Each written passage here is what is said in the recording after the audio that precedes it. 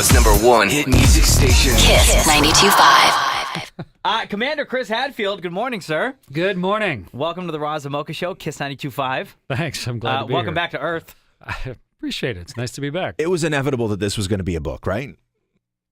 Did you sign the book deal before you went up, or did that happen when you came down? Oh, no, before. Yeah. Books take a while to write. But Yeah. I guess, people approached me about writing a book back in the 90s. But Yeah. I was thinking, there's just I haven't done anything yet. You haven't done enough things. But, I've been an astronaut 20 years, and I've spoken so many places. And it just sort of made sense. All those things that people want to know and the stuff that I've learned that maybe is useful to people, it just kind of made sense to try and put it in one place. What do people get wrong? I think people miss the point that life is not about a few significant events. Yeah. Those are fun and they're notable, but life is about what you do every day. Yeah. And you need to constantly remind yourself that not to measure your life based on the few significant events that happen, but measure your life based on how you accomplished every single day. That, to me, that is the most important thing. Here's what I would fear if I was left alone in space. Yeah. And you tell me, you have to have somewhat of a clear conscience and be perfectly at ease with what you've done in your life and the decisions you've made. Because if I was left alone in space with only my own thoughts, I would just go over every single thing I have done in my entire life, and I would probably make myself miserable. Yeah.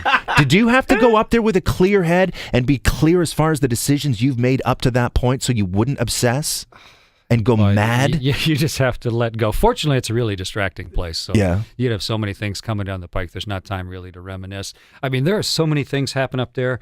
It's like this amazing, significant, huge, incredible thing happens, and you don't even have time to think about it. You kind of go, that was something else. And then, okay, but I got to get on to the next thing. Yeah. I'll think about that later.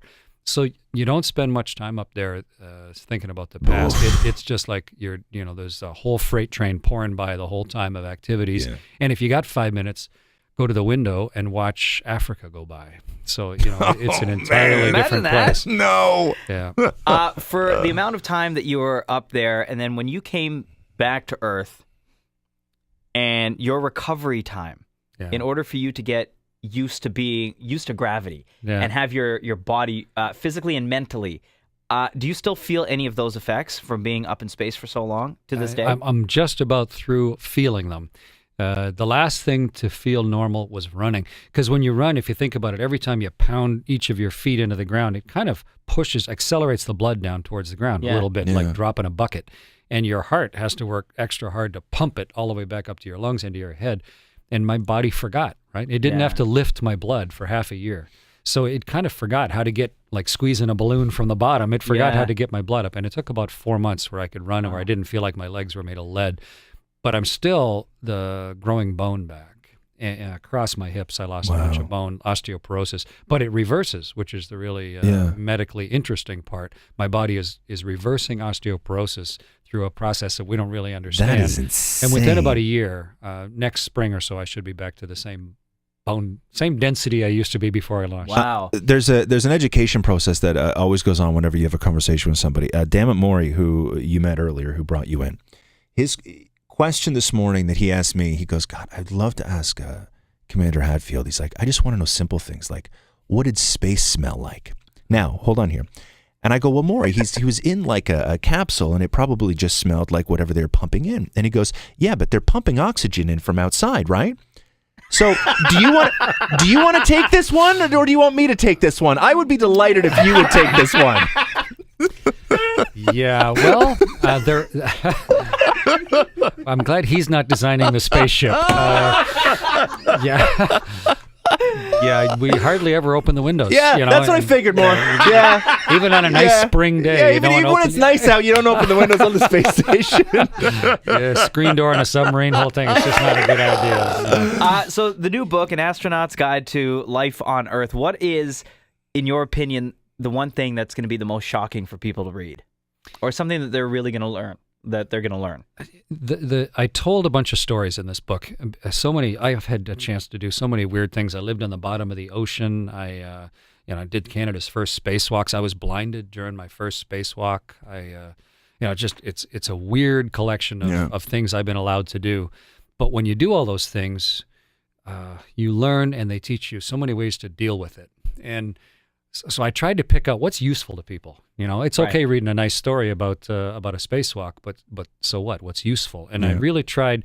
It's not like some sort of self-help book, but I at least tried to put in there, how can you read these weird sequence of experiences and get something for yourself that you can maybe think about later that'd be useful. Like, for example, how do you prepare for something that is inherently scary or terrifying? How do you not be scared? And you'd think riding a rocket, which is immensely dangerous, would be paralyzingly scary. But you can prepare for it. And a lot of people, pretty much everybody's scared of something, and some people are scared of a lot of things. So how do you get rid of it? And it's rather than visualizing success, we visualize failure and visualize disaster all the time. And you don't just visualize it, but then you pick it apart, like taking a sweater apart. Pull on that particular string. Why does that make me scared? Yeah. And what is it about it that is scary? And how can I simulate it in advance under a safe set of circumstances so that when it actually happens, I kind of go, it's okay. I'm ready for this. I've seen this before, and it's no longer scary for me. Coping mechanisms and visualizing disaster and planning for it really carefully in advance, just a way to rethink maybe a standard sort of conception and look at it in a different way and get yourself a little readier to deal with normal life. Before we let you go, years and years ago, astronauts really...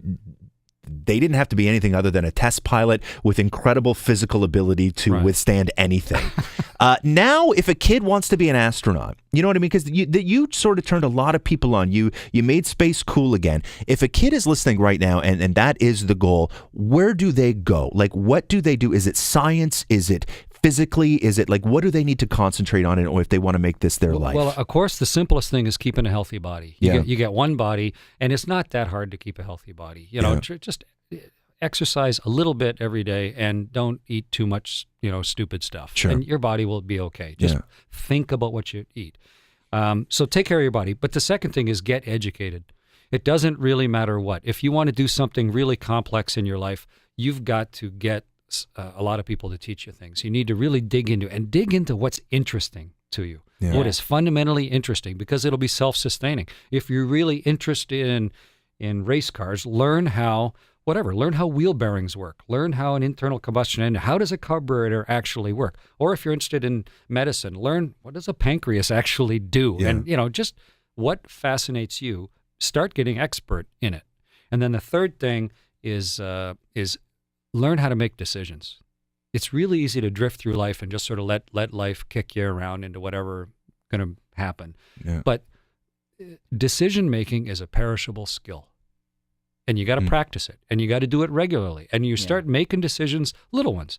I'm going to do this, and there's going to be consequences, and I'm going to learn from it. And maybe I could have made a better decision, but this is all the info I got. I'm going to make this decision and move forward. And those three things, if you can think about just keeping your body healthy, keep educating yourself in areas that are interesting to you, and make decisions, stick with them, and practice it, and get used to making decisions with your life, it'll lead you where you want to go. Brilliant.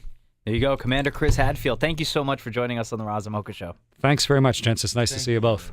Toronto's #1 hit music station. KiSS 92.5.